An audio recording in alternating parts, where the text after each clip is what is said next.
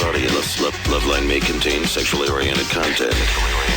Listener discretion is advised. Loveline with Adam Carolla and Dr. Drew. Hey everybody, it's Loveline. I'm Adam, that's Dr. Drew. Phone number 1-800-LOVE-191. Tonight we have WBO heavyweight champion Lamon Brewster in studio.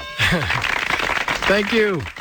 Welcome to the show. We don't have too many boxers on the show, although I'm a huge boxing fan. Lamon is managed by Sam Simon, who's the co-creator of The Simpsons, and we have a friendly relationship, so he gave me a buzz and told me what a great guy Lamon was. And I saw Lamon knock out Vladimir Klitschko about a month ago on HBO or Showtime or wherever the hell it was on. What was it on? That was HBO. HBO. April 10th. April 10th. Yes. Yes. And it was quite a dramatic knockout. And basically, the heavyweight ranks are all, it's up for grabs, basically, because Lewis retired. And now that Lewis retired, there's probably 10 or maybe even 14 guys that all have sort of a shot at being the, well, there's a few belts floating around, but everyone's looking for basically being the uncontested heavyweight One champion. One champion. Call me the broom, because I come to sweep up all of them. And Lamon is definitely, I don't know if you're, I know you're top 10. I don't know if you're top 5 in the rankings now. What are you? As the WBO champion, that makes me number 4. Number 4.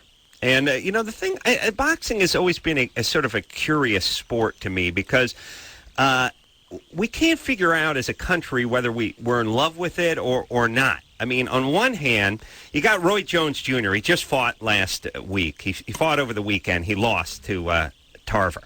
It was a stunning loss. This is a guy, by the way, Roy Jones Jr., who's basically 40-1, and his one loss is because he hit a guy after he knocked him out. Wow. So, I mean, the one blemish on his record is because he punished a guy too badly, essentially. It's like Roy Jones, you know, arguably best fighter that ever laced on a pair of gloves, really. I mean, here's a guy, and I'll start kissing Lamon's ass in a second, but here's a guy who not only is essentially undefeated, hasn't lost any fights, hasn't really lost many rounds during those 40 fights. You know, forget about, you know, getting beat up, dropped to a knee, and coming back Rocky style. He never even gets close to losing. He got knocked out in the second round. This should have been big news. Just a wild... Yeah, just he got caught, and the guy who hit him knows what he's doing. But the point is this should be bigger news than it is. I had to dig through the sports page on Sunday to find it. On the other hand, Oscar De La Hoya makes $30 million a year for days' work. Yeah. So what is it? You know what I'm saying? Yeah. How can we not care and pay the guys $18, $20 million for a heavyweight bout or even for a middleweight bout? Sure. And right now, as what tends to happen in sports, and it's happened in the heavyweight ranks as you go back and look at some of the glory days, and it's sort of then they get into these fluctuation times. It is in flux. And I think a guy like Lamon is going to try to step up and grab. I mean, there couldn't be better timing for you, could there? You're right.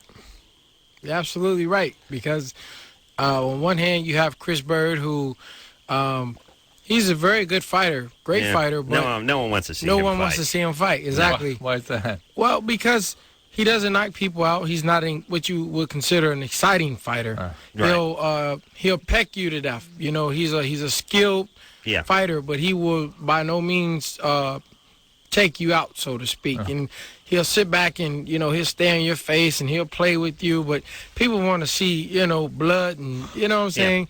And then you got John Reese, who no matter who he fight, it's going to be an ugly fight. And you don't want to see that either, you know? No one wants to see him fight either. That has... I call him the quiet man.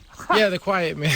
He lets his fists not do his talking. Wow. Then you have Vitali. Boring. Vitali, now there's a guy people want to see fight. Yeah, you know, it's interesting. Vitali is a tall gentleman, European style, but he's not American bred, you know what I'm saying? Yeah. I'm like the American bred fighter with, you know, every time I fight, you know, it's going to be a fight in terms of it's going to be at any point, you know, I'm going to knock the guy out, you know what I'm saying? I'm going to make the fight. Well, you know, Lamon was basically fighting Vitali's brother. Now, Vitali is a guy that just fought a couple weeks ago, the giant guy from Germany. And then he's got basically his twin brother, or his brother.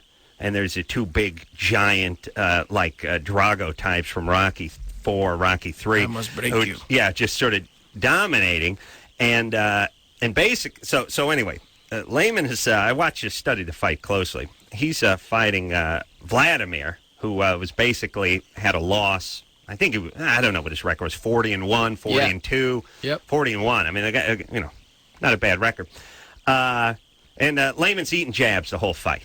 He's and this guy's coming at, this guy's in good shape, and he goes about 6'7", about 245, and less body fat than most skinny drug addicts. He's in tremendous shape. He's in good shape. Oh yeah, and he's throwing punches like a lightweight. He's throwing combinations. He's throwing jabs. Lamon's just eating jabs, combinations, but smooth. Sliding, ducking. That's what the black guys have, or the white guys. White guys a little stiff. No different than the dance floor. Well, here's what I'm saying. Black guy, white guy both hit the dance floor. What happens? White guy looks funny and then comes out drenched with sweat 20 minutes later and keels over in heat. Black guy's still out there. Hasn't even broken a sweat yet. You see what I'm saying? He's grooving. Smooth, fluid. All of a sudden. Now, 6th round, is it? Actually, it was the 4th round. It was, yes. No, yeah, it was 5th round. 4th round was the round he dropped me, and I got up off the canvas. Finally caught him, yeah. Yes, I went to work. But, it was really, as you said, just taking my time, putting pressure on this guy, hitting him with body shots, something that nobody had ever dared to even do with him. They always was trying to take him out by hitting him to the head. And so I hit him with body shots, and though I didn't throw as many punches as him, I threw effective shots. And so, you got to look at it, man. You can't go to a marathon and run a sprint. And that's what he did. He tried to run a sprint for 4 rounds, and he had 8 more rounds to go, and he drowned.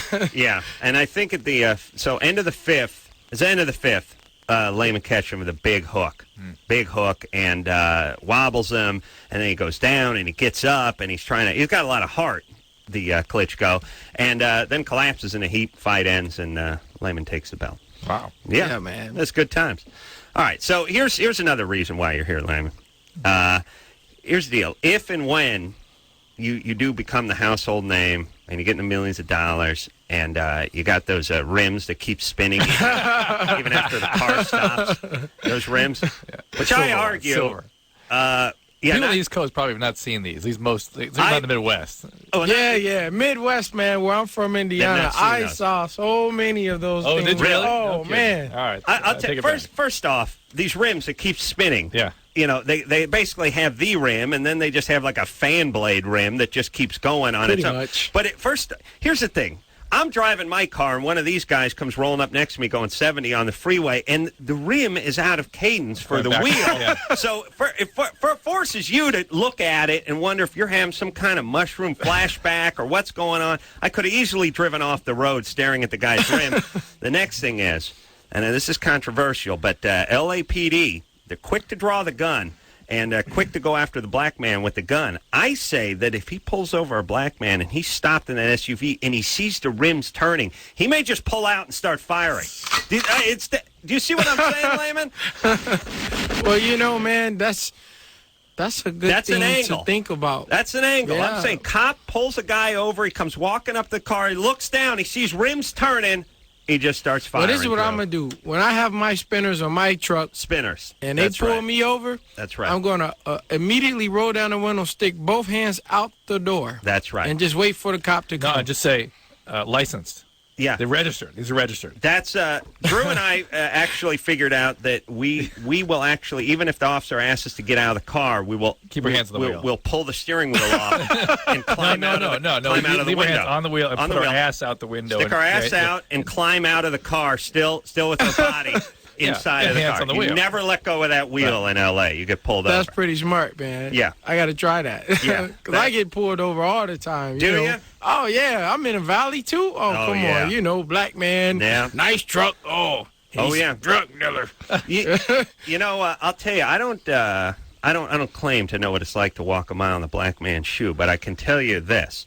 I don't get pulled over anymore. As a matter of fact, if I do, it's like, hey, man, show. And then we have a drag race, which I've done before. But when I used to drive crappy cars, I would get pulled over a lot. Mm-hmm. And I just realized that part of it is what kind of ride you're in. Now, if you're in a nice ride, then there's the other thing. There's what's that black guy doing in that expensive ride? He must have stolen it. For me, it's what's that white guy doing in that pile of crap? We better pull him over. Must be a drug dealer.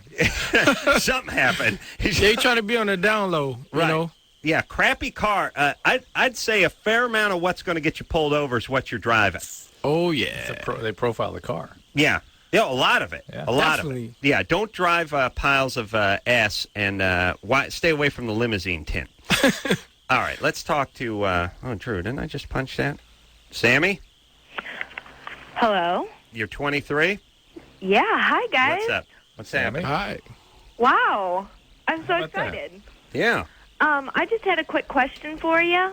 Mm-hmm. I was wondering, is it okay to be friends with your exes if you're in a current relationship?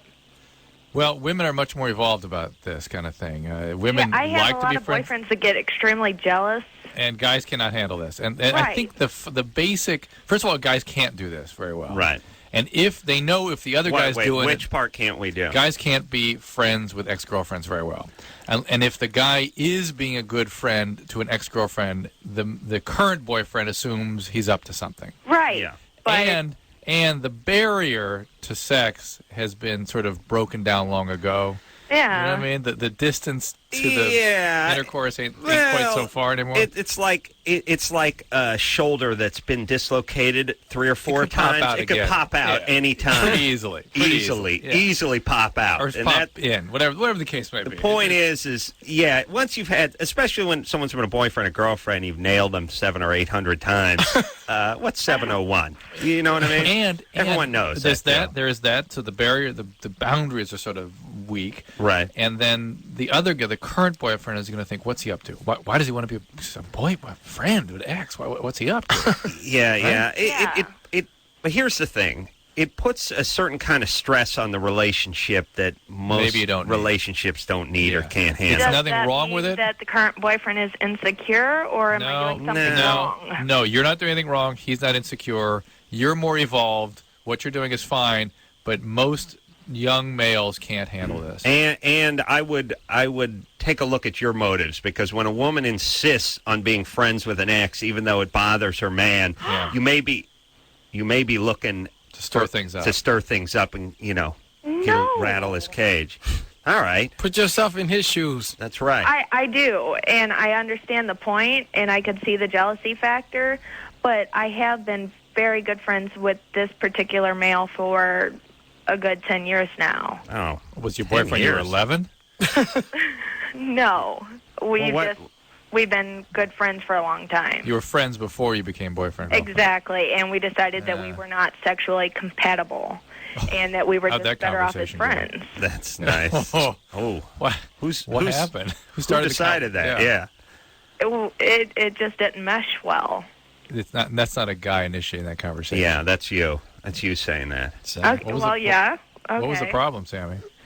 I just wasn't really feeling it. It wasn't very exciting, and we were just better off as friends. Really. All right, I'll translate. He was into her from the beginning, from the word go. Yeah, he begged her into something. He'd been working on her for a number of years. Yeah. She got jilted by some boyfriend. He fed her a few wine coolers. Yes. He wanted it enough for the both of them, but it never really was there. That's right. And now he's still knocking at the door, and the current boyfriend knows it. Talk to Sam. Well, case solved. I don't want to talk. It's just look, everybody. There's nothing wrong with it, but if you scratch under the surface, you find motivations that could be. You got to make concessions when you're in a relationship, Lamon. You're married. Yes. You got to do a fair amount of ass kissing and tongue biting. All right? the time. Just don't speak. There's a lot of times you just want to go. This is back to your bachelor party thing again. Yeah, I almost started. Don't start giving theories about bachelor parties and what should go on and what's sacred and don't. You'll just start getting in trouble. Just keep your mouth shut. Pretty much. That's right, and everyone needs to do that, including women on occasion. Eric? Yes. You're 25? I am. What's up? Well, I've worked. Well, I've only had one sexual partner as my girlfriend that we broke up a year ago. We were together for a year. So I first started having sexual intercourse at about 23, 24. And I've been an athlete all my life. I've been in hot tubs and saunas and things along these lines for a very long time. And I have a problem with sustaining an erection. What do the hot tubs have to do with that? Well, you got to get it in the inlet. I don't know. I thought that it might, hot water and I've heard that a long time. Your testes have been above forget that. No, you think your sack's like some sort of boiler pouch? Just boiled it like the noodles when you get the ramen and the beef bowl. Please, Eric, why did you wait so long to have sex? 23. Partly religious, partly. Okay. Are you kind of freaked out about sex? Are you nervous about it? Not really. No. Did you take steroids at any time? No. No? No. Lamon, you ever been on the juice? No, man. Not that kind of juice. Woman juice. And Well, hold on a second. There's a reason why he waited. Well, you wait till 23. He's all up in his head. Yeah, he said he's religious, relating, but he's not freaked out. He said he's not nervous about it. Yeah, but tell that to his honker. How long? Psychological, dog. Yeah. What do you mean you have trouble sustaining an erection? You mean as soon as intercourse starts, you lose it? No, I can get it and I can finish it, but it's too quick. Too fast to finish. So you waited 23 years. What do you think? Yeah, you got a lot of living to do. Yeah, you got to work this out. Yeah. You ever heard practice make perfect? Or especially Eric, just before you go out. Eric, you need one woman. Do you have a woman? Not anymore. We broke up about a couple of months ago. All right, I'm going to give you this speech, which I give about once a month to the lads, which is you got to find that one person you work it out with. That's that person. Now, women, not so much. Men, they do. If you just bounce from person to person to person, you have a succession of 2-week relationships, you're never really going to work it out. You need that first person you take the shower together with, first person you walk around naked with, first person you hump in the kitchen. You start doing it in other rooms. That person becomes like a guinea pig. I beg your pardon. You experiment on them sexually. They become, but like here's what happens. When you're like, 15, 16 years old, you just want somebody to hold still. Please have sex with me. Would you please? I don't care where we do it. Just let me have sex with you. And then somewhere around 18 or 19, you get into that person. That's the person you actually have sex with at her parents' house while her dad's upstairs. Drew, you know what I'm talking about. As a man of great passion, you know what I mean. That weird, do it in weird places. Maybe a little anal sprinkled in. Maybe a little. You're saying this is when you check the list off. You take the shower with. You walk around naked with. Yeah. You know what I mean? Yeah. Okay. Eric needs that, or he's never going to really find his rhythm. Most people find that 18, 19 years old. He's 25. He hasn't found that. Yeah. That's in other words, he's trying to tell you get a checklist. Right. Not just the check, but also work out your rhythms and things and learn how to control things and learn how to master yourself. And don't turn it into a scavenger hunt. Go to Costco, get everything under one roof. Don't be bouncing all over the city. Yeah. Go to one place, get all your shopping done. That's one woman. And you got to it's got to be at least 8-10 months long, that relationship. All right. Let's see. Let's talk to Holly, who's 22. Yes. Holly? Yeah. What's up? Oh, I quit drinking. I've been drinking for about 2 years now, like every day straight. Mm-hmm. And I've been, with my fiance, I've been really sexually active. And now that I quit drinking, I'm not. You're not sexually. How long have you been off alcohol? Actually, only 2 weeks. Well, you may still be having withdrawal. I mean, you get sick after you stop alcohol. So give yourself a little time. Are you using anything else? You smoking pot or doing speed? No, I don't. No. Are you taking any medication? Nope. Are you in 12-step? Nope. How much boozing were you doing before you quit? About a half a bottle of 90 proof peppermint schnapps. Well, yeah, what happens if you don't get involved in some sort of program? Hold on. That is albino white trash there. And peppermint schnapps. Half a quart, you say? Half a bottle. Half a what, fifth? I don't know. The big bottle. Big bottle. Half gallon? Peppermint. The jug. I think Peppermint so. schnapps, yeah. Something to blow in after. Had the 3 X's on it. Yeah, and then she would play it with the band after that. Pull the cork with her teeth, spit it at her goat, which was tied up to the sofa. Tighten up that rope belt. Yeah. No, Chugging away. I just don't understand why I'm not, like, so much sexually active. I mean, Hey, Holly, given the fact- Holly, stop, relax. Here's the deal. It takes about 1 week to withdraw from alcohol. You were having withdrawal. No doubt you didn't feel good during that week. It can last a couple weeks beyond that you can have persistent symptomatology. God knows your pulse is up, your blood pressure will be up. People get very depressed and very anxious. Their sleep is disturbed. And if, in fact, you don't replace the alcohol with something. I've done it with coffee and caffeine. Why don't you try exercise? Totally different phenomenon, i.e. a And 12-step. exercise, because I have to hitchhike back and forth to work. Oh. And I live in the mountains, so it's a pretty long walk. You live, and when she says live in the mountain, she means in the mountain. She lives in a cave that's probably up to Panga Canyon or something. Like, I'm picturing her living She's in the Rockies. Oh, she's calling from Denver. Yeah. Oh, I'm picturing her living inside the mountain. Like grizzly bears or something like. Yeah, coming out, checking her traps, cooking rabbit, wearing skins. Here's the that deal. was bad. All right. If you don't replace it with something, Holly, you will start to get very depressed and very anxious. I do suggest you look but into it. I'm not. Well, let me ask you a question about hitchhiking to work, by the way. What kind of work? Yeah. I'm sorry, what? What kind of work do you do? I'm actually a dog groomer. Lesbian? I'm sorry, what? Are you lesbian? No, I've had my bisexual experiences, Sure. and I'm Yeah. actually not allowed to have them anymore. Not allowed. My fiance. Okay, because you can't get your grooming license unless you've gone down at least 8 chicks. They're all it's lesbian. right there. It's the same. I don't know what it is about people working with pets and groomings and dogs and stuff. All crazy lesbos. All right, so No, I'm not. and Holly, why can't your fiance give you a ride to work? Because he works Truck. nights. By the Drives time a I truck. have to leave, he's not home. Okay, and you can't break down and get a moped or something for $300? Bike? A bike? Get that No, because exercise it's a in? pretty far drive from Conifer to Floyd Hill and I-70.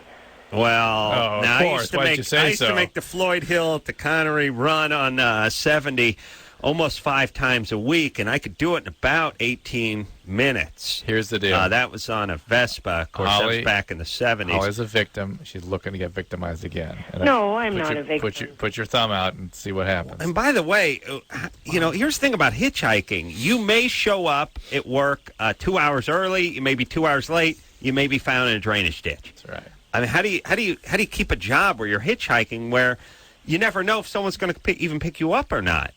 Because my boss doesn't care when I get to work. Oh, okay. She's a lesbian? No, she's not. She's She's bisexual. actually a very, very nice, pretty lady that's a single mother. Okay. Let me ask her about that. All right, so Holly, you're off the booze. That's good. You're doing the exercise. That's good. But how about the 12? And how's she going to get to the 12-step They'll pick program? her up. They'll pick her Oh, up. they'll pick you just up. call AA. They'll come get you. How about going I'm to being AA? put on antabuse here soon. Yeah, Antabuse. If you want to drink, Holly, you're just not going to take your Antabuse. So that's ridiculous. Well, no, I have to go to an alcohol evaluation place to take my antabuse. Every day. Yeah, well, Yeah. 3 times a week. Yeah, and if you don't want to drink, you won't go. If you want to drink, you just won't go. And that's All right. it's Antabuse. Get involved with the Antabuse is program. not a treatment. Antabuse is a level of structure that helps you contain impulses, but it doesn't do anything for your disease. Let me tell you the thing about being poor. You burn so many calories just being poor. You know what I mean? Just the programs, the waiting in line. I grew up this way, going to free clinics and sitting there for 5 hours for nothing, Always transportation, always a big thing. Who's going to give you a ride? Who's going to pick you up? How you going? You can never do anything on your schedule. It's always about, well, you can come with me, but you're going to have to wait while I go do this. It just, everyone, just focus a little on making, the amount of time that you spend being poor, the amount of time it takes you to go to the pick-apart, climb under the Chevy, pull the alternator, drag it back to your crappy apartment, and hook it up. That amount of time you could have had a mechanic do it and paid him and focused your energy on making money. Everyone, focus on making money, not on the trappings of being poor. See what I'm saying? The hassles of being poor. Yeah, Not just the traffic. you end up making $4 an hour when you're poor, but all the time it takes you waiting and hitchhiking and doing and waiting in line and everything, going down and paying your phone bill in person. You know what I mean? You could be working. Work on making the money, not saving it. Aha. That's what I want. Lamon. Yes, sir. You got to work on making it, not saving it. Yes, sir. You start acting like a poor person, you stop making money. You see what I'm saying? Yeah, man. You lose Get the a hunger. hand in now. Break it down. All right. You got to have the eye of the tiger, buddy. I'm hungry. You go in that ring, and there's no man on the planet that can beat you. You understand? Never. All right, now punch Drew as hard as you can, right in his face. Let's get ready to rumble. Lamon Brewster's here, WBO heavyweight champion of the world. We'll take a quick break, and we'll be right back.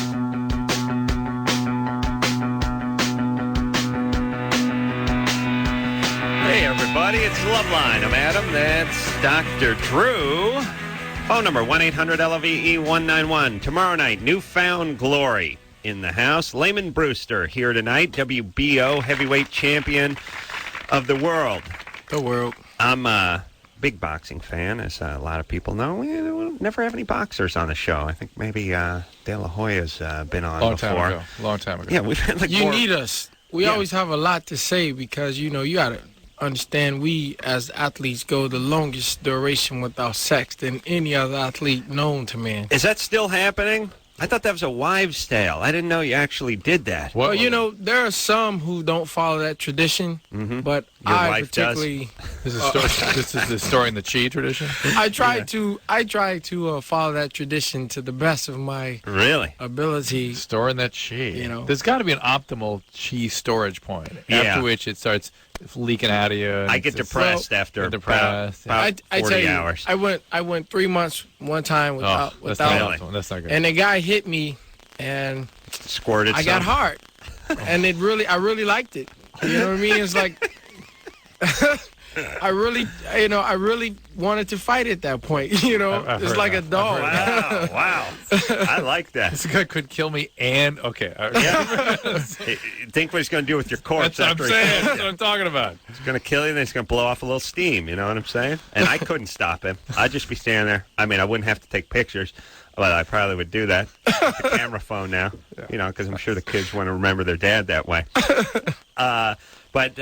All right, so who are you looking for in the future?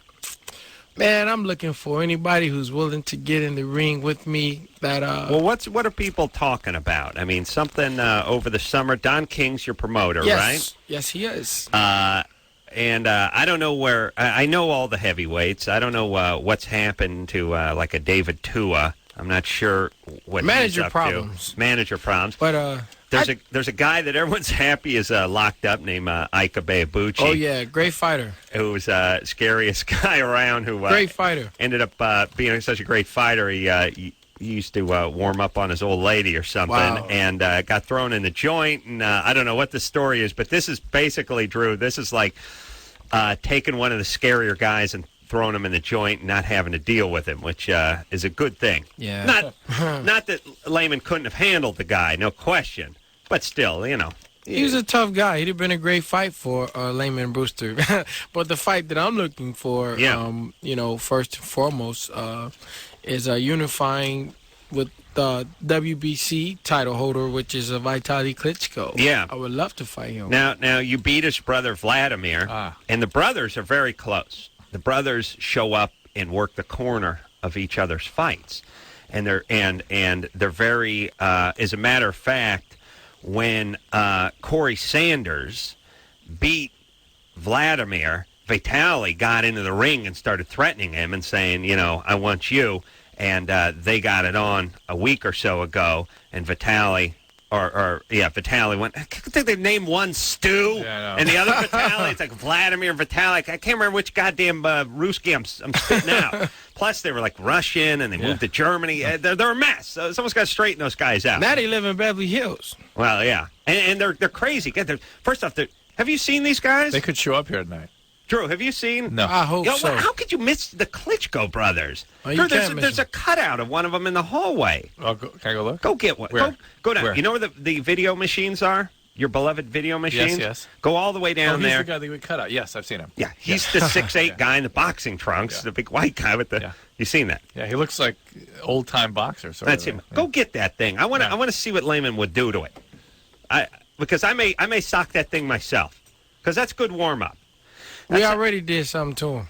Oh, did you? Yeah, well, we did something to the poster board. Oh, you did something to the poster? Yeah, just a little something. So if he come, we'll just, you'll see. Well, you got his brother, and he's got to be looking for revenge, just like he's looking for revenge of the only other guy to beat his brother, which was Corey Sanders. So it makes sense that Lamon Brewster and Vitaly Klitschko get in the ring. Yeah, it makes a lot of sense, man, especially the fact that he lives in Beverly Hills. You know how long I've been trying to move in Beverly Hills?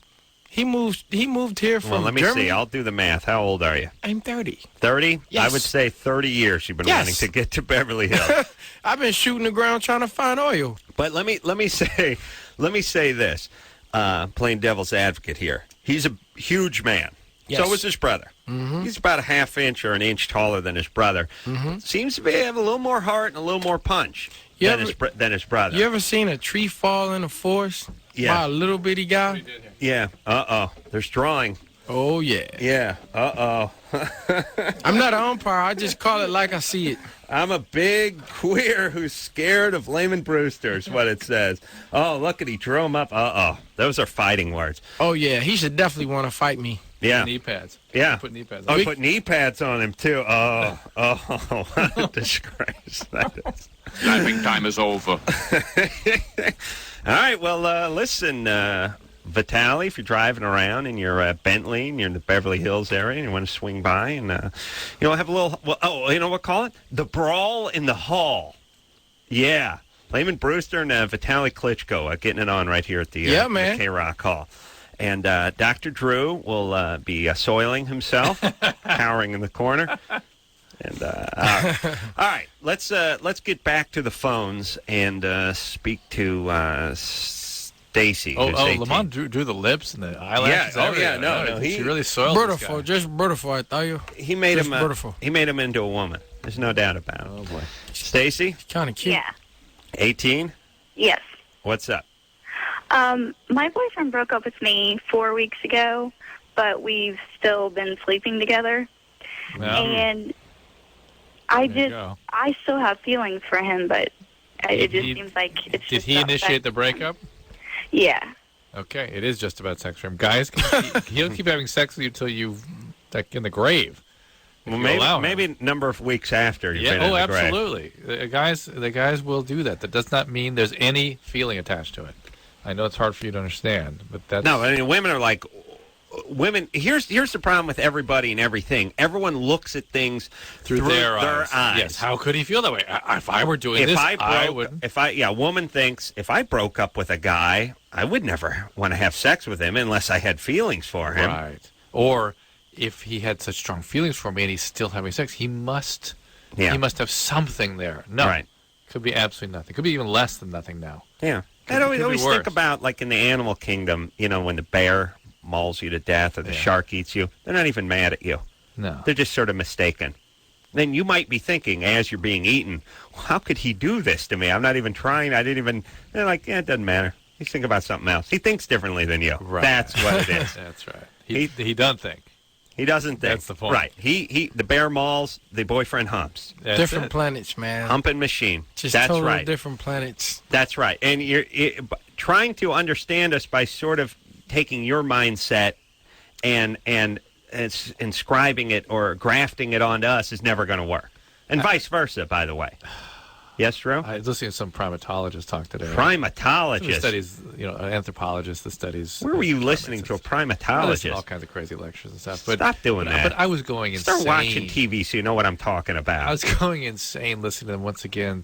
Doesn't know the Klitschko brothers because he's too busy hanging out with primatologists. This person was waxing on about how dare we have these sort of ideas about the male primate being bigger physically and aggressive and the female... I mean... Really? It's like we created the animal kingdom, right? Social norms, through our biases. Like what? Right. What? Right. Yeah, we gave the guys the testosterone and the big muscle somehow because of social mores. They're not different, though. They're not different. That doesn't mean they're different. This is a different body Drew, type. I want to talk. This guy's got something wrong with his penis. That's why I put that up there. Yeah, but do we want to talk to him? Still having... Oh, we talk to him. Mom had breast and ovarian cancer. Oh, no. Having sex since 13. All right. Let's talk to the guy with the cracked penis. Thank you. Mark? Yes. You're 23? Yep. You have a little chafing on your penis? On the head. Mm-hmm. How long you had that for? Too long. As long as I can remember, probably for the last 2 or 3 years, it comes and goes. Really? How long does it last? Ironic with the copious amounts of lubriderm he's been spreading on his shaft for the last 4 years. Very much to the point. It could be an allergic type reaction. Really? Yeah. What do you mean? Yeah. Whatever you're using or hitting it with, whatever. What are you doing? What do you? The thing is that, like, I'll go an extended period of time. Well, extended period of time as in like a week or so, without masturbating, and it'll still come back. Really? Like, I've really cut back, and I've tried to tend to it by using like various creams and or like what Vaseline. creams? What creams? God, I haven't used one in a while actually, but before I don't buy it. I do. No, it's legit. It's 100% legit. All right. Yeah, I buy it. Yeah. No, that's right. Yeah. If you'd said 150%, I wouldn't have believed you. But he went to 100. He didn't go. Why not? It's like, hey, who? Okay, I haven't used cream on in a while. But typically now it's been Vaseline for the past probably. Yeah, that won't do it. That's not gonna do. How about How about a little vitamin E, Drew? How about a dermatologist? You have a skin disorder. This is probably an allergic reaction. You can get psoriasis of the penis. You can get eczema of the penis. You can get all kinds of lovely stuff. Yeah. Allergic dermatitis, contact dermatitis. Yes. And this is probably a contact dermatitis, and it needs some cortisone cream to clear up. Okay, so like I feel like the underside of the head isn't like the other side that rubs against my underwear. Like the underside is fine, and it looks like it did 10 years ago. Okay, so that's all the more evidence of a contact dermatitis. It looks as young as it did 10 years ago. Did you catch that? Wow, it's nice. Where's that harp music? I remember when I cotton or penis. Elastic or something. How something can you be allergic to cotton? Well, it wouldn't be the cotton. It'd be the elastic or something. I remember when my penis was in its 20s. True. So full of life. The hopes, the dreams. Now it's a beaten, forgotten man. Beaten, certainly. Well, the constant physical abuse it's taken over the years. It's really taken its toll. Like a fighter that didn't know when to hang it up. Now it's tremulous. That would be a vendor. Punch confused. drunk, right? Disoriented, a mess. I've seen it. A mess. Yeah, can barely string together a sentence. Yeah, pulls to one side, slurred speech. Yeah, it's a disaster. Yeah, what about Holyfield? Is that it for him? No, he wants to fight again, man, and it's just sad because this man made so much money and he was such an inspiration to others. But I guess when you have that many kids, you have to keep fighting. Yeah. How many kids? Evander's, first off, Evander is a man of Jesus. By the way, who has maybe 9 kids with 14 different women. But he's an exquisite man of Jesus. He's a man of Jesus whose really only hobbies are beating people up and having kids. Whoa. But it's you wouldn't think a man of Jesus would be into pounding guys in the head and banging the bejesus, ironically, out of multiple women. But those seems to be his 2 great hobbies. Well, when God gives you a gift, you got to understand. That's true. See? You know? That's true. It's like, as sad as it is, you got people out there who are, hitmen, but it isn't like they can do anything better. So that's what they're gifted at. Well, Holyfield, one of my favorite all-time fighters and an incredible champion. And somebody, by the way, Drew, you guys, you're constantly, you nerds are constantly trying to figure out what makes people tick, finding out how these guys operate and what goes on. I mean, what goes on in the heart and the mind of a guy like Holyfield, who's people thought he was washed up 10 years ago, and he's climbing into the ring and teaching Tyson a lesson. He washed up now, dog. Well, now, yeah. Now, and just the idea of just that walk to the ring. I mean, how old is he? How old was he when he was doing that? There's no emotion there. He's probably like 40, 41, 42 now. I mean, or maybe 40, 41, somewhere in that range. But even for Lamon or for anybody, the idea of being a fighter the night before, imagine the night before one of these fights. Can you go to bed? Can you eat? Can you sleep? Can you relax? And the walk to the ring. You know what I mean? I mean, this needs to be studied. Yeah, something, I'm glad you asked that, because I can tell you from my own personal experience, when you've done 100% everything you can do to get ready for that particular fight, within that night you will sleep and you will walk to the ring and be confident and very focused. But if you have 99.9 positivity, it's that one little, right. that 10th you're just gonna. Yeah. Because I've sat up at nights looking at the ceiling and just going over the fight in my mind. Yeah. But when I know I've done everything right, like I can tell you, like this last fight with Klitschko, though this was the big fight for me, I slept better this fight and was more comfortable in the locker room for this fight than probably all my fights put together. These guys are pros. You know what I mean? No, I know, but all right. We got to take a break. Drew, once in a while, Drew's got a point. When he's right, he's right. I know, but the idea of walking into that ring with those people around and the hype and the weight and the whole thing, idea that you're getting to the venue 3-4 hours the best early. Part. They don't exist. Well, that's why the crowd does not exist. You need to study this. That's why. They don't exist. Saying they're pros. That's please, Drew, do your work. It's like if you're thinking about all the millions of. All right. We got to take a break. Just study Lamon during the break, would you? Lamon Brewster here, WBO heavyweight champ of the world. What's that? Latex gloves. Oh, yeah, use a glove. Lube up and study. Take a quick break. We'll be right back after this.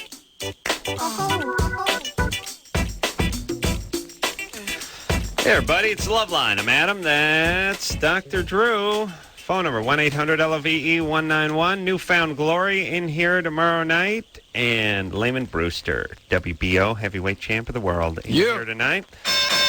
Looking for Vitaly, or then Vitaly. Not only do you have to deal with the Klitschko brothers, you have to deal with the Vladimir versus the Vitaly, but the Vitaly can be Vitaly sometimes, too. Thank God Howard Cosell's not around anymore.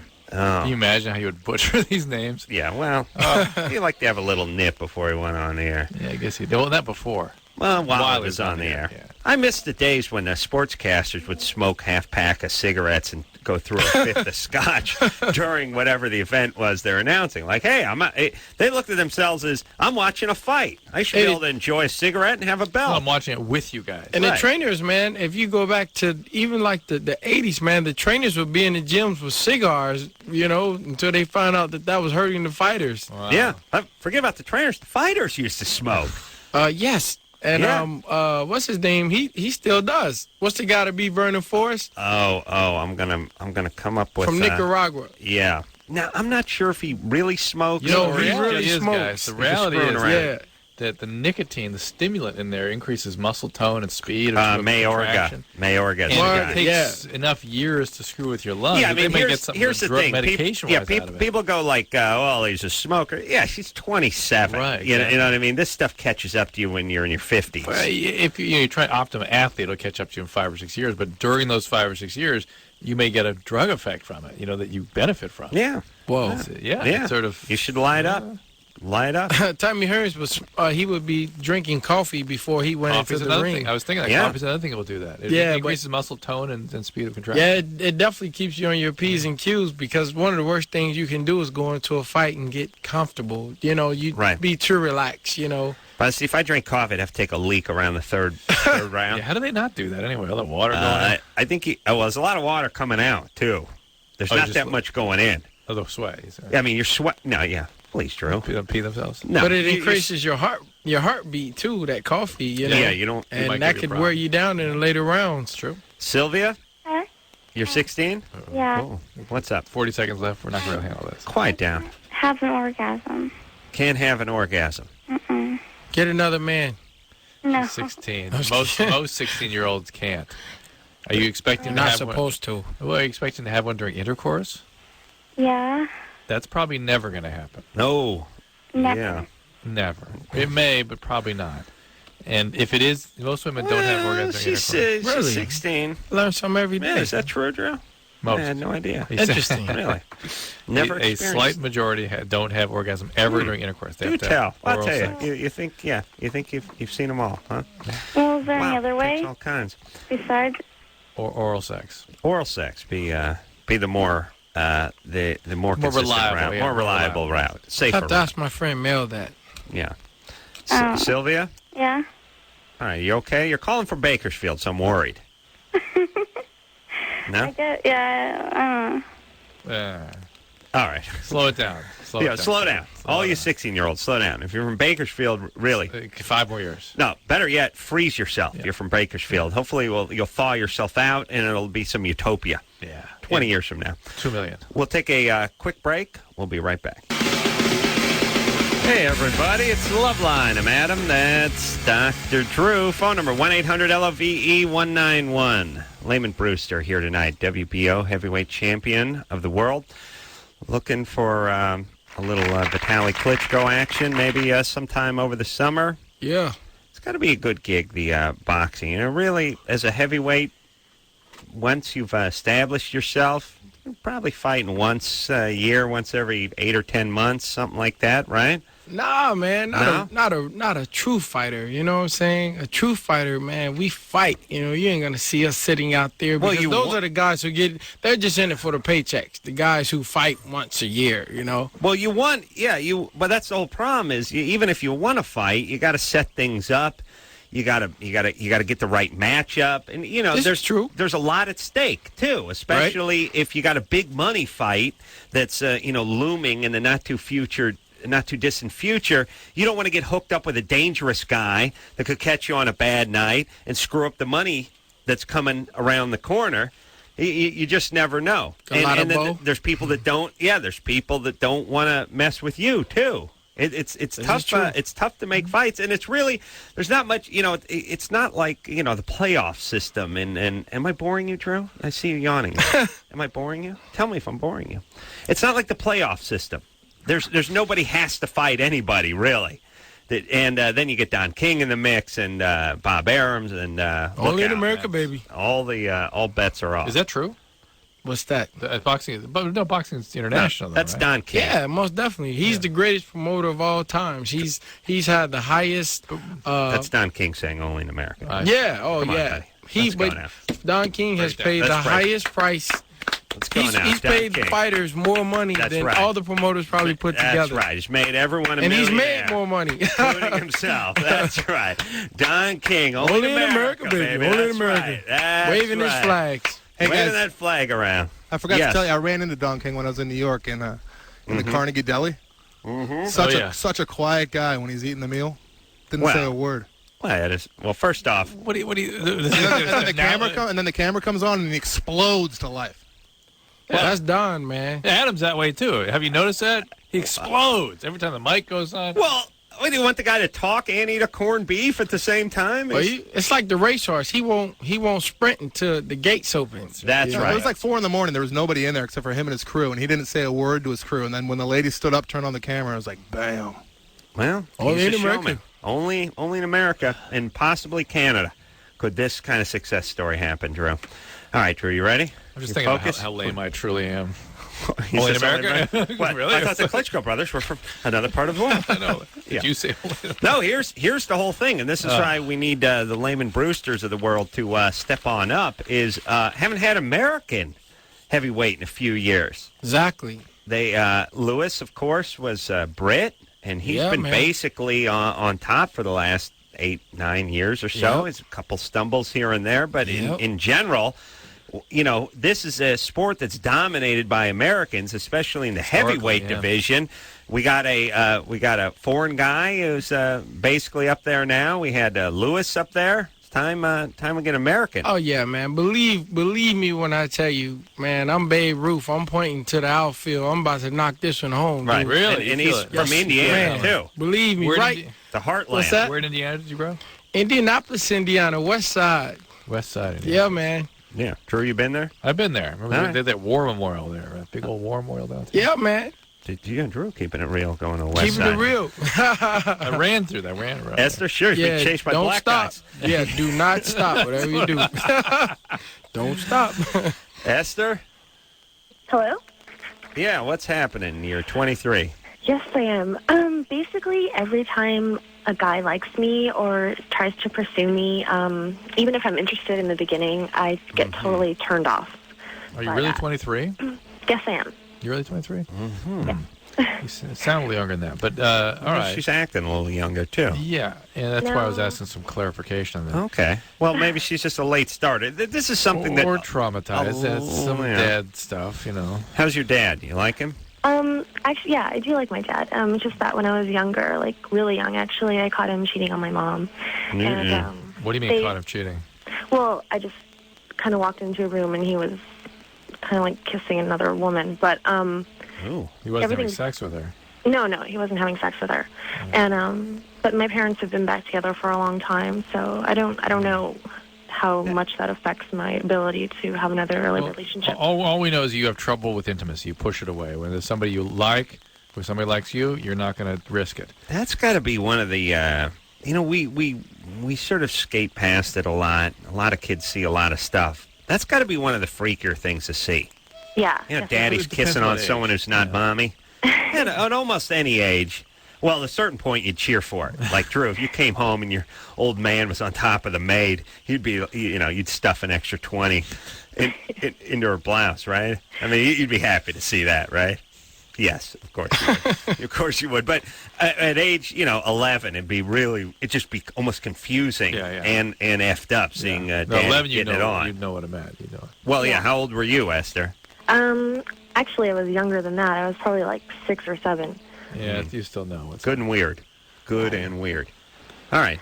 Well, that's part of it. That can sort of shatter things a little bit. Any shattering experiences can become things that are problematic later in life. You can't really regulate them. You can't integrate them easily into your life and your sense of yourself and relationships. And naturally enough, there it is, an issue for you. Now, if you can't get yourself to get into a relationship with somebody who is available and who likes you and who not too alluring, because you're going to like a guy who's kind of a cheater, naturally enough. Yeah. But if you can't do that, then that's time to get some help with it. Like, what do you suggest I do? Because, I mean, I always, now I have a guy who likes me and he calls me, but I just avoid him, and I'm really turned off by it. I'm turned off by it. Then if he's willing to put up with this, which is a whole other issue, just kind of force yourself to stick with it a little bit, see what happens. I don't know. The more you avoid him, the more he's going to chase you. Men love to hunt. I know, that's the problem, too. How do you feel about yourself when you run away? Pretty stupid, because I know I've had boyfriends before, but I just wish I wasn't turned off by it, because I know there's nothing wrong with someone liking me and me liking somebody else. But well, are you into this guy at all, or could you just not be into anybody who was into you? No, see, I liked him before I knew that he liked me back. You know what I mean? Too dangerous. Yeah. Yeah. I don't know. So what do you suggest I do? I suggest you go ahead and have some dates with him and see where it goes, and just make yourself do it. Force yourself to contain some of this. Yeah. Act as if you weren't screwed up about these things. Exactly. You know what I'm saying? Just get a positive mental attitude and go in and realize that's what you need to do. If you cannot, then you need help. Well, everybody feel free to act sane. We've talked about this many times. Act as if you were sane. That's right. Yeah. It's fine. You can do that. Keyword, act. Yeah. And by the way, if you act sane long enough, you'll just be sane. Here's what I'm saying. I mean, whatever it is, whether it's being a good parent or being a good employee, just act like it long enough, and eventually it doesn't really matter whether you're that or not. I mean, we could all have homicidal maniac killers lurking inside of us. If they never come out, we never do any time. Yeah. You see what I'm saying? Yeah. Yeah. All right. Everyone act sane. And, I'd love to coach this guy when he goes out on the date with her. Because really, as soon as he goes around and opens the door and tells her how nice she looks, he's in for it. His only chance is to do that thing where you're on the date, but you're pretending like you don't really want to be there. They act like you have that 1,000-yard stare. She should give him a little coaching before. So, exactly. This is how I need you to act. Yeah. That sounds great. So I just got a question for you, Adam. So if you are coaching a fighter and he comes back to the corner and he's getting beat, what would you tell him? I'd say, what happened to your dad? Who was your dad? What did he do to you? Son, were you ever molested? Son, that guy's got a thumb up you out there. Now, listen, I'll tell you what a good what a good trainer I am, a good corner man I am. I trained one guy, Jimmy Kimmel, to fight in a fight that got me on and the radio. Been fighting the fight of life ever since. And look where it's gotten him. No. Oh. I sent him out for the second round with no mouthpiece.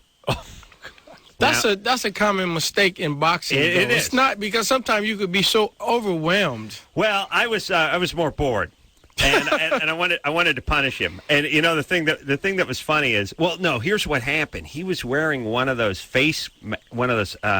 headgear that had the little face mask built into it, like the kickers would wear, the one bar that went over the mouth. Yeah. So it was sort of out of sight, out of mind. This sort of bar was going in front of his mouth, so I forgot to shove the mouthpiece back in there. But you know the thing that's funny about boxers is it takes a million years just to have your composure in there, just not to go nuts. Practice makes perfect. You spaz out. What happens? Jimmy spazzed out. Well, you go off like a bottle rocket. Like what hits you? Oh yeah, no.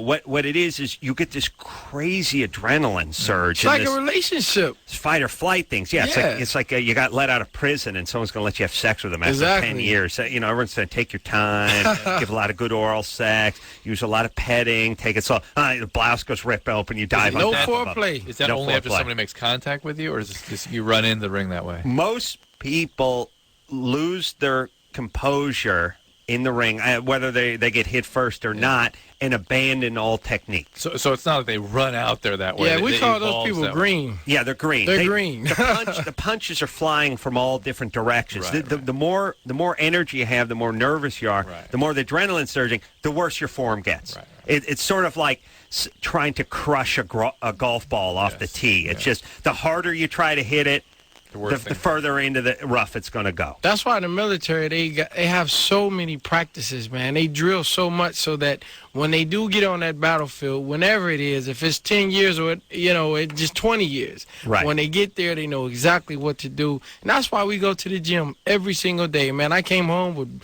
bloody noses and busted lips every day, but it was just to prepare me for that day when I stepped into the ring. Oh, he's doing this. Oh, this isn't nothing new. This is how I deal with this. Pure repetition. Just crazy, nutty repetition. Yeah, man. But the thing that was funny is I knew Jimmy was going to go off and not do anything I told him to say. So I had this great idea, because I only had like 2 weeks to train him. Right. I said, look, Jimmy, you're going to go in that ring. You're going to get hit with a surge. Your punches just going to start flying. You're going to start flailing and wailing. You're going to be out of energy in the first 30 seconds. And here's what we're going to do.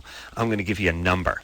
Each number is going to represent a particular combo. When you hear me yell 1, just throw jab, cross. 1, that just means jab, cross. 2 means jab, cross, hook. So we train, and I just yell 1, and bing, bing, jab, cross. 2, jab, cross, hook. Repetition. So I knew he'd be in the ring. I knew he'd be running around like a chicken with his head cut off. But maybe when I yelled 2, something would snap in his head, and he'd throw the jab, cross, hook. No. I'd just stand on the edge of the ring yelling, 2!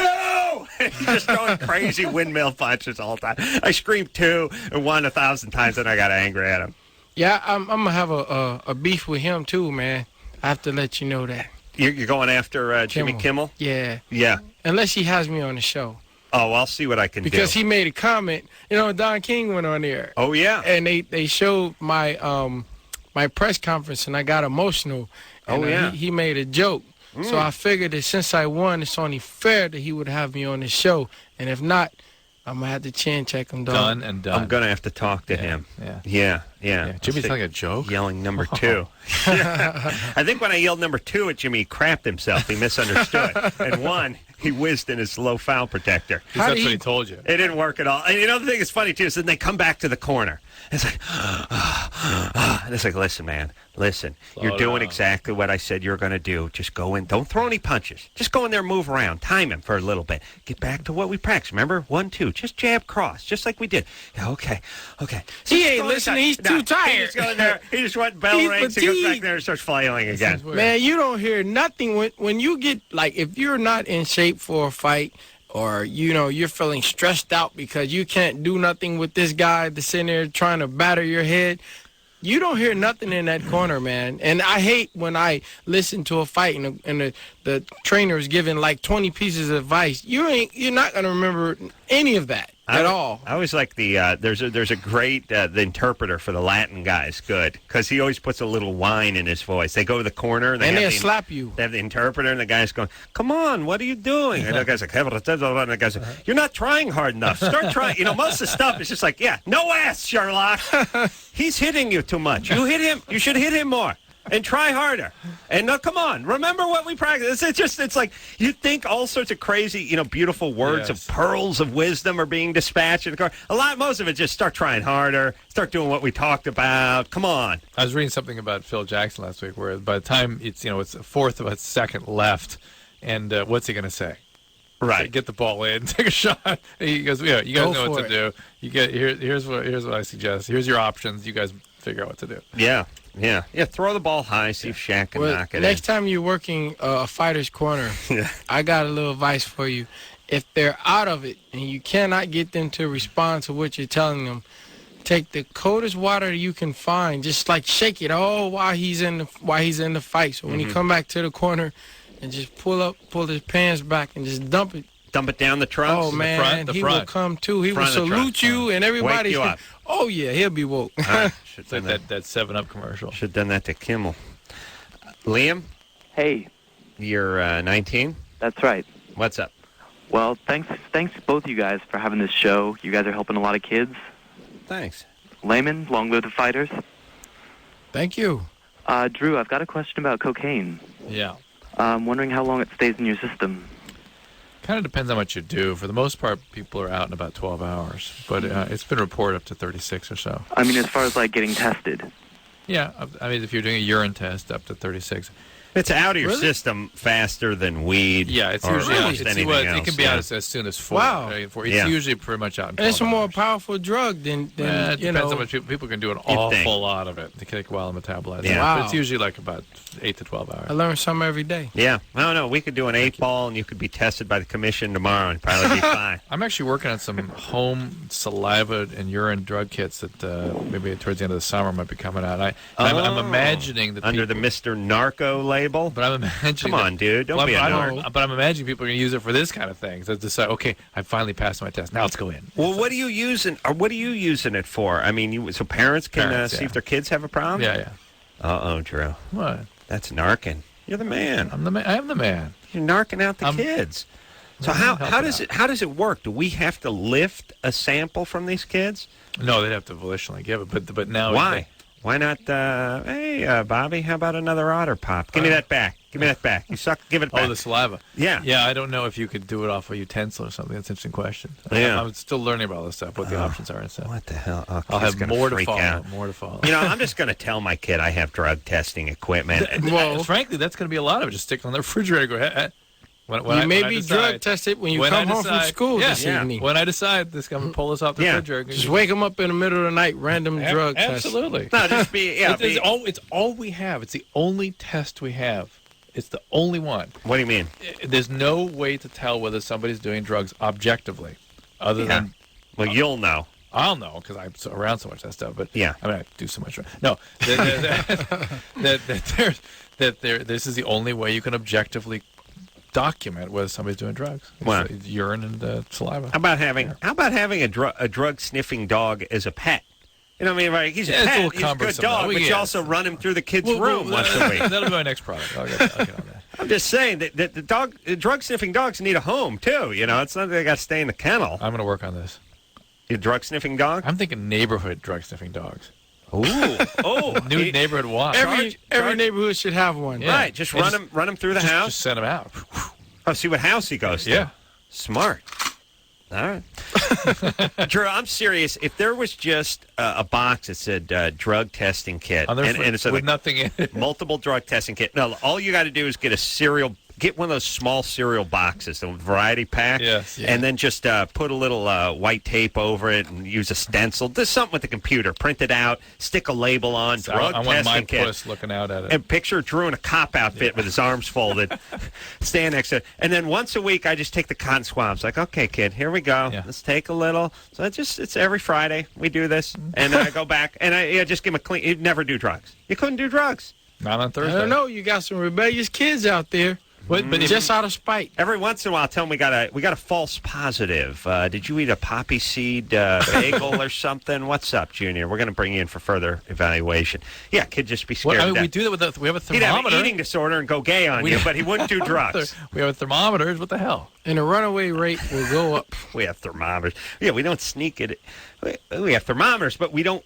The kid got to get sick first before we put it in his ass, right? Don't put the swab in the mouth if you don't suspect anything. All right. All right. Oh, true. You're going to give your kids an eating disorder. Don't get too weird on them. Don't get nutty on them. You know what I'm saying? I'll say Uncle Adam's coming to test him. Yeah, just come on. Cut him a little slack. They'll get weird on you. Liam? Yeah.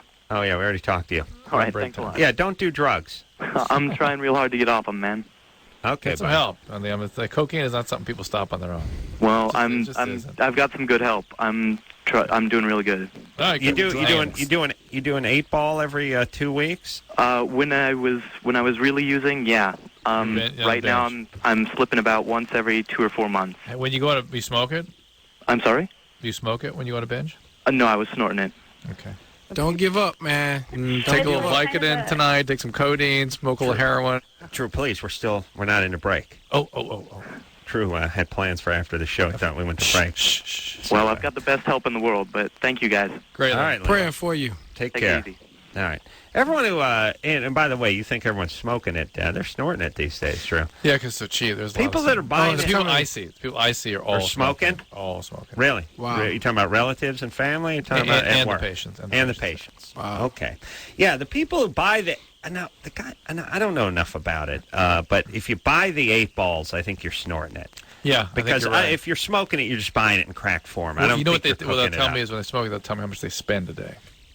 Right. It's a daily thing. Yeah. I spend $150 a day on a binge. Yeah. Right, and they're buying crack. Yeah. They're not cooking it up and processing it. Do you stay higher from smoking or from way snorting? worse. Smoking is worse than shooting it. Smoking is really because when you shoot it, it distributes throughout your body, goes through your lung, passes through, and then back to your heart, and then back to your brain. When you inhale it, the entire surface area of your lung is exposed to it, back through the heart directly to the brain. Man, I've seen it destroy so many people that I grew up with. It's not even funny. And, I would just advise anybody listening to this, man. Take it from the heavyweight champion of the world. This is a drug you do not want to mess with. Take it from a guy who got beat in one Golden Gloves fight. You do not want to mess with this drug. See, from the top to the bottom, Drew. Well, go show him your tape. And everything in between. I am going to show Lamon Brewster a little something about Please boxing. show me. WBO man. heavyweight champion of the See world. your footwork. And when you come back, you'll be like, oh. Well, we'll see. We'll see. Well, we don't know. We don't know yet. We'll be right back. Hey, Mel. After this.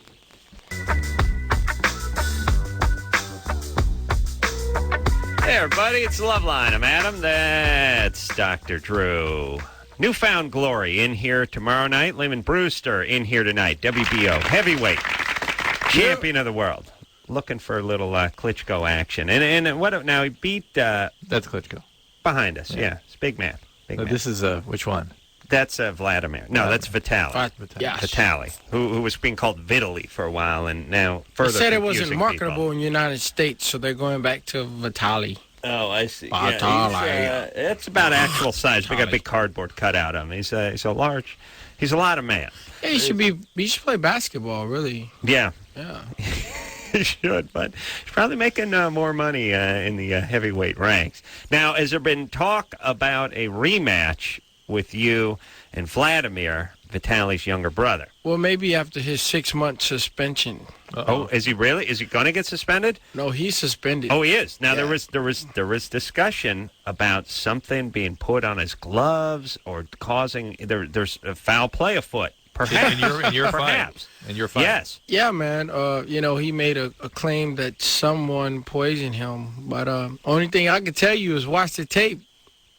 Pow. That's the only poison I know, the left hook to the chin. I mean, if he's really genuinely making those kinds of claims, that means a nutty guy. Man, let me tell you, the state of Nevada, which is the greatest boxing commission in the world, they would have been the first to pick up on this. You know, the blood test, we have to pee in a cup before and after the fight. Really? And they also drew his blood at the hospital once that he was driven to after the fight. So well, the thing is the guy is a huge man. He's sore loser. He's 6'7", 245, 250 pounds, and the big guys, they cannot. They become like NFL linemen, and that you can't go both ways and run up and down the field all day long. The body that size. Now the 130-pound guys, they can punch like these guys are like little ferrets running on a wheel. You know what I mean? I mean these little hamsters running on a train. They can just punch and punch and punch, never stops. The big guys cannot do that. Vladimir tried to do that to Lamon's head for about 5 rounds and wore himself to point of exhaustion. And Lamon caught him with a couple of big hooks and finally chopped that tree down. Yeah, man. It's really impossible for a guy that height. You take his heart. That means his heart has to work overtime to push blood to his feet and to his head at the same time.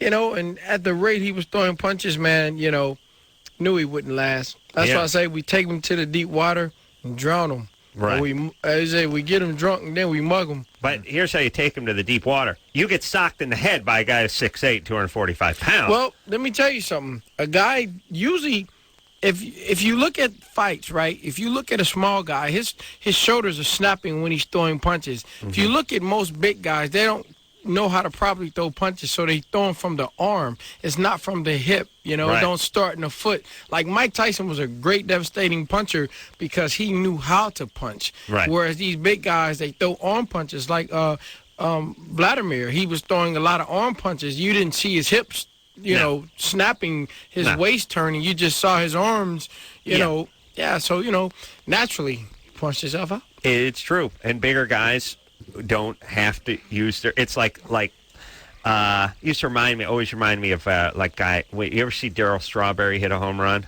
Yeah.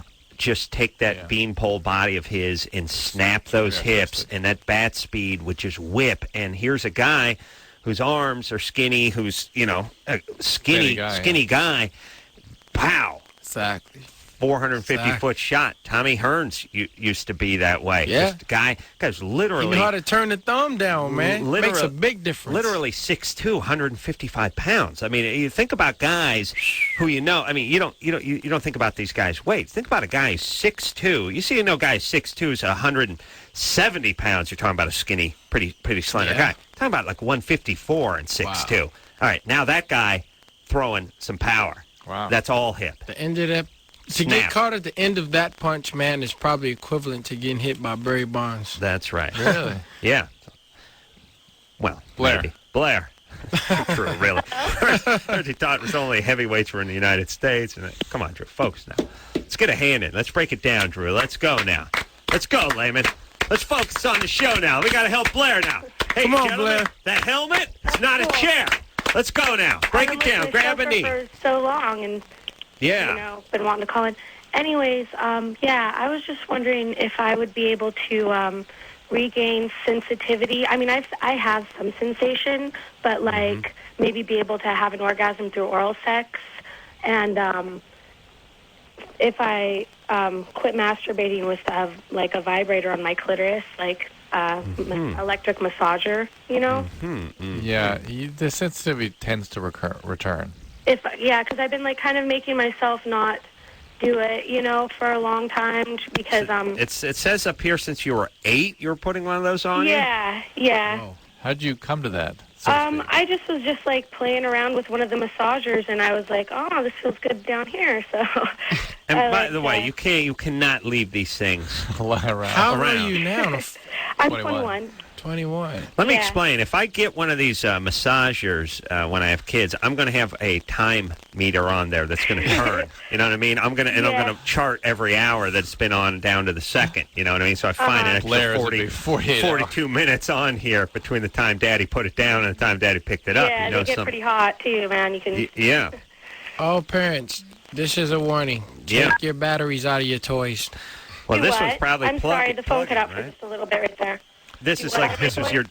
All right. Oh, our phone line sucks. Yeah, Blair, all right. You got to cut this out. But the thing is, you don't want to cut it out because it's not as good as what it can do for you. So you just keep going back. And so, I don't know quite what you're looking for. It's okay. Well, all right. Well, let's talk about this theory, which is things ultimately, it's like quitting a drug. Things are ultimately better when you stop. The problem is they're not better while you're stopping. They're better after you stop, and no one wants to go through that part. Yeah, that you know what I'm saying? Yeah. And but in the bigger picture, it's that way with a life. It's like a life is better with a college degree. It's just people don't want to spend that time not getting paid and doing. You know what I mean? Yeah, they don't want to go through that part. This is. I agree with you in terms of the basic theoretical framework, but this is something that she can do long term without harming herself. If she's happy, should she right. stop? That's what I'm saying. Why does she want to stop? Well, maybe she wants to enjoy intercourse. I can have orgasms through intercourse, just with this last guy that I was with. And I was in a 2-year relationship, and we recently broke up in January and everything. But we still have sex, which I slept with like 5 guys since we broke up. But I wasn't able to have an orgasm with any of them, so I think it's just him.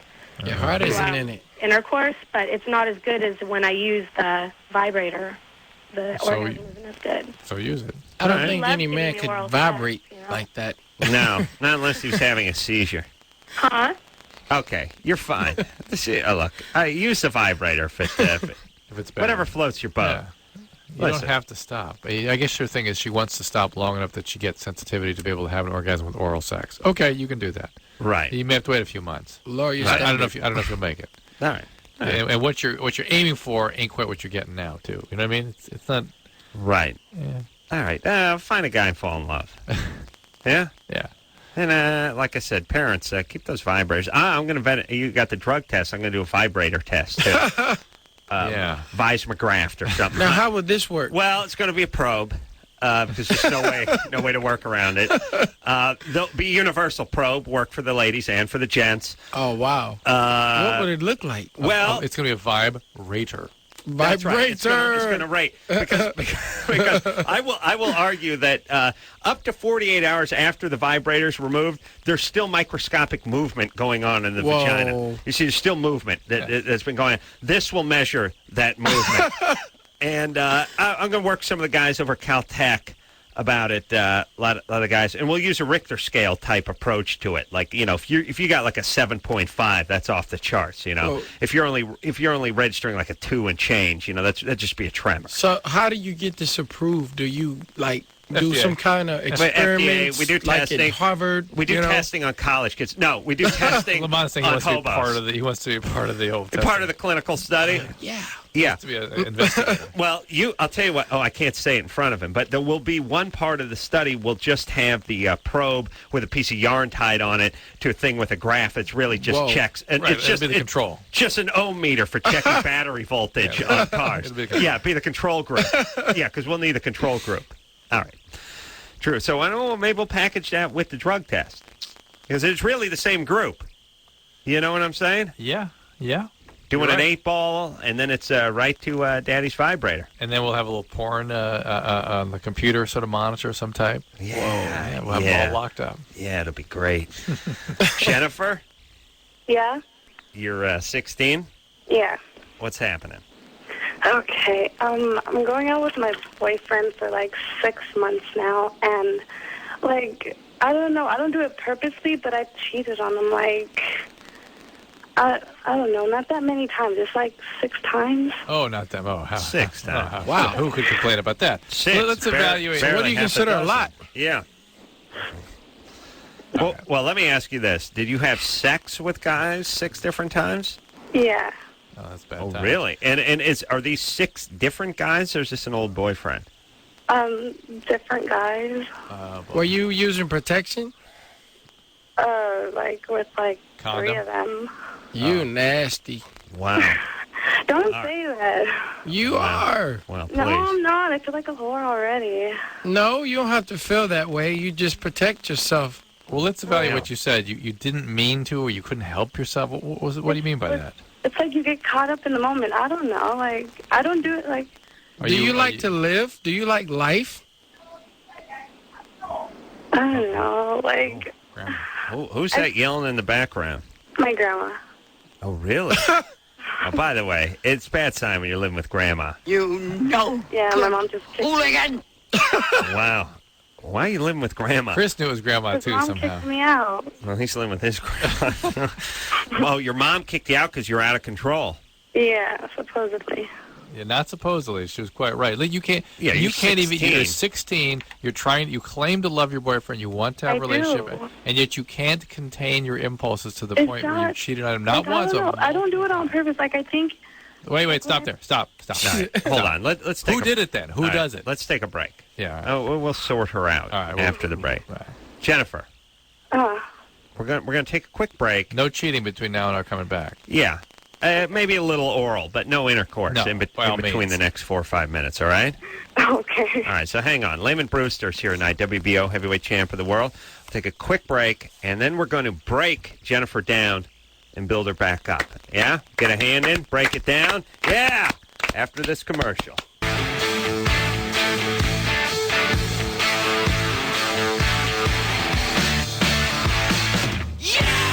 Hey, everybody, it's Loveline. I'm Adam. That's Dr. Drew.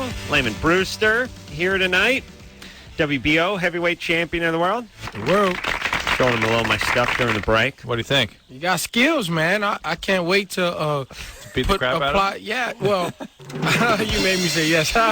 No, what I would like is for you to get into the ring with me and let me work on my eye and hand coordination on defending myself from your punches. Sure. Your mighty blows. You never know when a spindly, Brillo-headed, nasally guy from the valley's going to come gunning for you, Drew. And when that happens, you got to be ready. And the only way to be ready is to stay ready.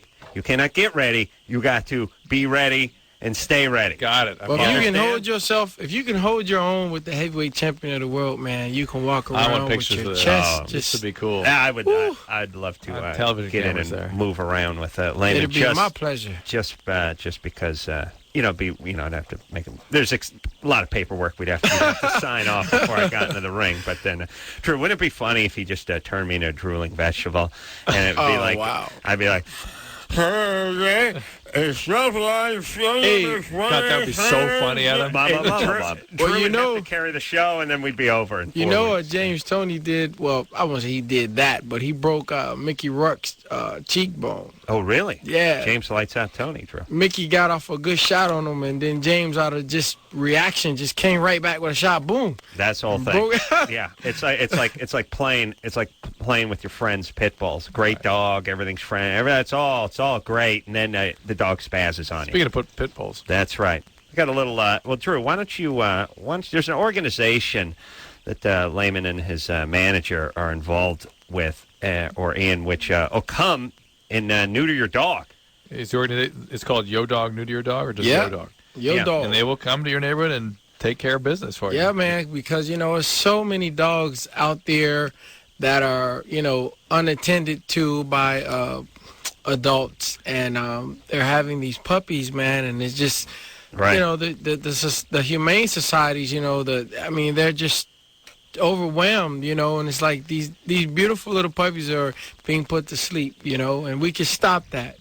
Now, where's that work? Lamon comes to your house, gives the dog one good uppercut to the nutsack. Pretty much. And then that's it. It actually works the Speed bag. nutsack like a speed bag. So it's 1-888-DOG-SPAY. Or go to DOGSPAY. And they'll come and do it. Or go to LamonBrewster.com, and we have links for more information. And is this nationwide? Right now, it's not nationwide, but we're expanding every day, and it just comes with people really stepping up and showing, their responsibility as Americans. This is something that is not just in the great state of California. This is throughout the whole country. So yeah, nothing sadder than having especially you go to crappy neighborhoods, a bunch of dogs running around, and then you got to gather them up, and just put them down. Seems like something we could do with them, by the way. Can we just put them on a big treadmill and power the city Man, or do something? Can I tell you a quick story? Yeah. I'm running one time about 4 o'clock in the morning. You're up early, jogging, doing road work. I'm up early, man, and I'm running, and I hear these footsteps behind me, and I look back. I didn't see nothing. And I look on the other side of my shoulder, and, man, there must have been about probably between 12 and 15 just wild dogs. Wow. And I'm all by myself. Were they chasing you? No, there were no coyotes. They were just all the dogs from the hood decided that they were going to have a festival that morning. On the Indian reservation? He's running through the inner city. What do you think we're talking about here? In Indiana? This was in Indiana. Yes, it was. And, I broke a world record that day. I wish that I could have been in the Olympics at that time. That would have been a gold medal winner. Oh, but nothing worse than getting I ran chased for my by life. Dogs. They were coming after you. Yeah. I mean, I'm all by myself. And then, if a dog sees you running, they come fast. They come at you. You never turn your back on a dog. Especially if it's a dog you don't know. Yeah. And, man, I mean, I'm already sweating. And just when I saw the dog, the fear hit me. So I'm sure, dogs can smell fear. And then the whole pack fall on this one dog, man. And how I ran those dogs, I don't know. Well, heart of a champion. That's what it was. Yeah, man, that was the making of a champion. Coyotes. Please, Jerome. Jennifer? Yeah. You're 16? So we were talking to Jennifer before. Oh, yeah. She's the one that can't stop cheating. Nasty girl. Yeah. Okay, 16. Slept with 6 guys during the course of having one boyfriend. Not fooled around with 6 guys. Had sex with them. But examine the behavior. It's you feel like a whore. You seem magically not be able to. Things just happen magically to you, like they're happening to somebody else. You don't want to do this allegedly. No, well, I think it's because don't laugh at me. It's not like that I want them to be my friend or whatever, but I think it's just not what they want, but I don't know. It's just, well, it's the only way you can feel I suspect, any sense of validation and sort of feel good about somebody cares about you and wants you. But they don't. What do you want? My boyfriend? No, you don't. You don't want him. Part of her does. She's sort of split. There's a good part of her and a bad part of her. Well, bad parts are from the waist down. Yeah, but she's got to get both parts involved in this relationship and realize that bad part can be accepted in an intimate relationship. But does this guy? First off, if he knows about half the guys, but it's sort of a little envy and fu. It's like you dare to love me, well, I'll show you. Well, what did you're living with your grandmother because you were out of control and your mom booted you out, and your dad's not been around for a while. I don't have a dad. Well, right. I never met him. Right. Okay. How about a little therapy? What happened to the stepdads? What'd they do to you? Well, he doesn't like me. He tried to kill me when I was 6, so we never really got along. What about, big sister programs? Don't they have? Yeah, about mentoring and that sort of stuff. I used to be a Catholic big brother until I, became Girl Scouts or something. Yeah. I don't know. I'm tired of therapists. I've had them since I was 13. Well, listen. Okay. Let me. She started cutting. Okay, Jennifer. Here's what you need to do. And I know this sounds like a lot, but you need to stop. It's not. They're not things you need to do. They're things you don't need to do. You think other countries have Jennifers? I don't know. I don't think they do. I'm pretty sure Mexico does. No. Oh, wow. I got to believe Mexico's got a handful. Jennifer. Well, maybe not. Yeah. Maybe Mexico shipped them to California. That's what happened. Yeah, Canada doesn't have any Jennifers. All right, look, I don't know. Look, you're arguing with us. You need therapy. I'm sorry for what you've been through. I'm sorry about your stepdad and all the other things. We hear the story all the time. The biological dad's gone. He's not on the scene.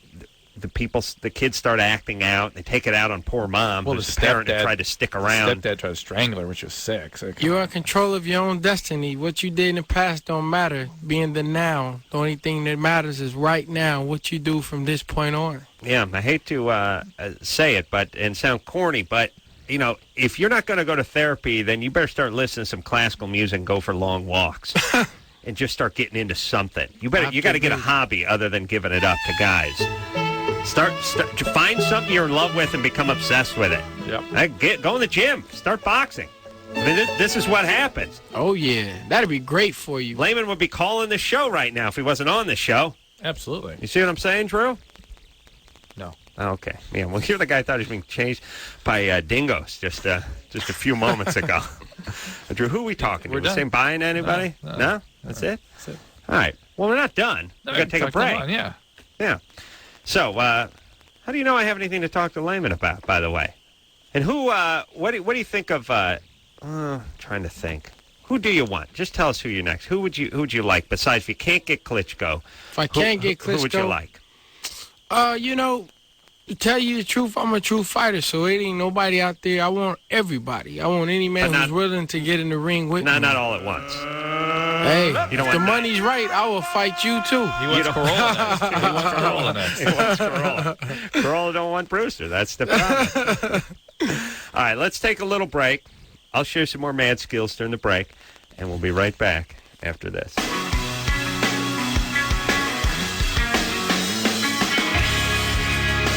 Hey, everybody. Well, that's the show. I want to thank Lamon Brewster for coming in here. God bless you, Lamon. Man, thank you for having me. It was such a pleasure.